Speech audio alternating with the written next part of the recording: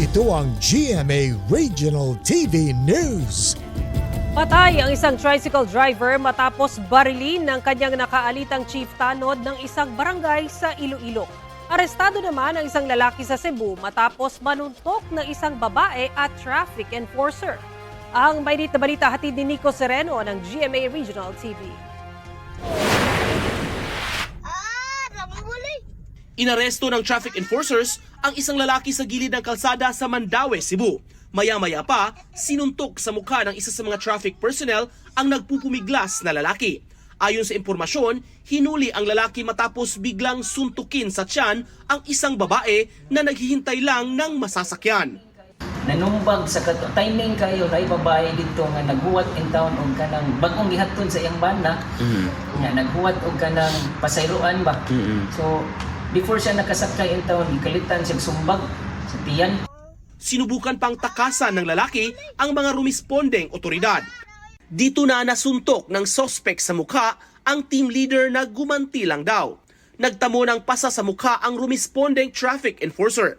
Samantala nasa kustudiya na ng pulisya ang nagwalang lalaki at nakatakdang sampahan ng reklamo. Duguan ang isinugod sa ospital ang isang lalaking security guard sa Cagayan de Oro City. Ang gwardya nabaril ng isang traffic police investigator ng Cagayan de Oro City Police Traffic Enforcement Unit. Ayon sa pulisya, nagsagawa ng investigasyon ang traffic police sa nangyaring aksidente sa lugar nang bigla umanong sumugod ang gwardya. Hinabol daw ng gwardya ang pulis kaya't nabaril siya ng pulis sa balikat. Ligtas naman ang gwardya na nagpapagaling sa ospital. Na-recover ng mga pulis ang kutsilyo na dinala ng gwardya na napag-alamang nakainom ng alak. Naka-restrictive custody na ang naturang pulis habang nagpapatuloy ang investigasyon. Sinisika pa ng GMA Regional TV na makuhanan ng panig ang magkabilang kampo.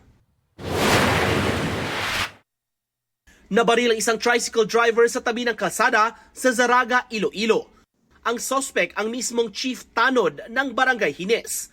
Ayon sa Zaraga Police, dumalo ang suspect at biktima sa Christmas party ng Asosasyon ng mga Tricycle Driver at Operators. Ngunit sa kalagitnaan ng selebrasyon, pinagsalitaan umano ng masasakit na salita ng biktima ang suspect na naging dahilan ng gulo.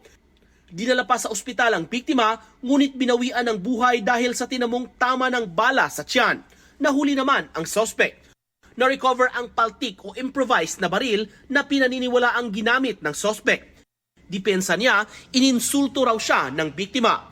Hinabol pa raw siya ng biktima habang sakay sa kanyang motorsiklo. Nakipagitgitan pa umano ang biktima sa daan, sakay na kanyang tricycle habang nangyari ang pamamaril. Mariin niyang itinanggi na pagmamayari niya ang baril. Inagaw ko sa ginihapaan. Yung tawapan ko sa dapiro ko sa tricycle na. Tapos mo nga pag-buklas na kamot na, nagpakutay kami, nagaw ko itong armas. Nagaw ko kag napitkan sa. Nakakulong ngayon ang suspect sa Zaraga Municipal Police Station.